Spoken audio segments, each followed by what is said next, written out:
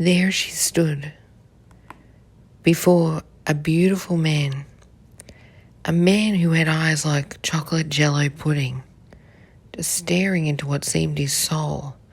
She stood before him speechless.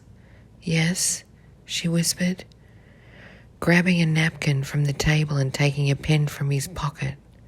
He looked deep into her eyes and he said, "I've come to tell you 3 things." Gently nodding toward her as he spoke, he continued. "Firstly," he said, "you're not going to die. Second, you're here to help women. And third, you're going to write a book. So get out of bed and stop being depressed."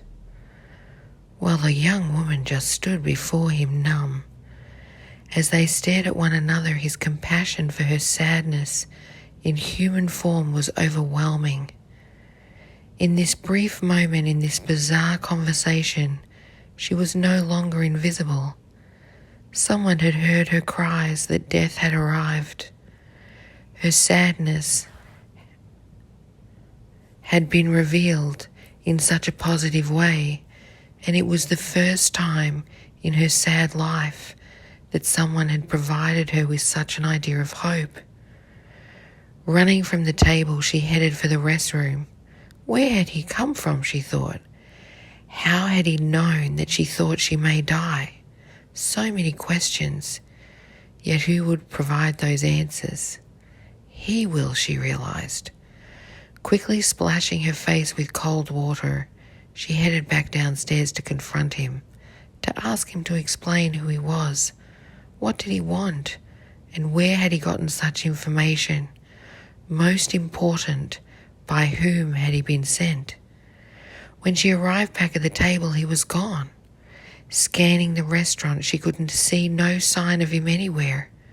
Her curiosity sank into sadness. Why did this happen to her? What was she supposed to do with such a message? Most importantly, what would become of her now that her heart seemed to break right then and there? He had delivered so much inspiration, but he had left. How? Why? With all her pain, nothing inspiring ever happened. Her life was consumed in what could have been lost opportunities. Now, with no explanation of his presence, this seemed to present the same feelings of abandonment within her. But how? Who and where did he come from? And how did he know that she felt that she was going to die? Leaving the restaurant, her heart ached overwhelmingly. Slowly approaching a children's playground, she thought to have a rest, a moment to pull herself together. She was too sad to go home to her empty apartment. She had no one to share her experience with, and the noise of the children playing and giggling always comforted her and made her feel that she belonged somewhere. Slowly lying down under a tree, she began to drift off into a deep sleep. Since that day in the coffee shop, her life took a different turn, only because she was different. So much was said in those 3 things, and then nothing really. Sitting in her doctor's office, 3 weeks later, she was hearing the verdict that she had cancer, really not connecting to a word that he said to her. The doctor's voice just became a noise in the room. Suddenly moved by the mysterious man's words that she was not going to die, she lurched forward verbally. "I understand what you're saying," she said.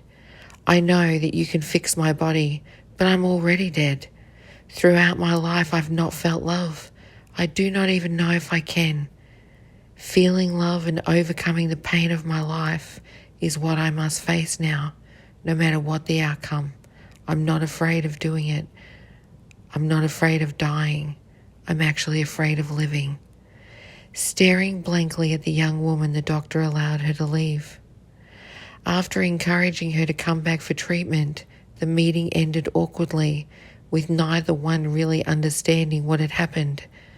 He had suspected her life had been filled with abuse, as he could read it on the faces of those that were inflicted with its shame. Leaving the doctor's office, she wondered what she had done. She was not terribly concerned about her choice, because all her diagnosis had done for her was pull all of her pain into the moment, place it in a box, a thing, a disease, an experience that could be used to define the shadow that followed her.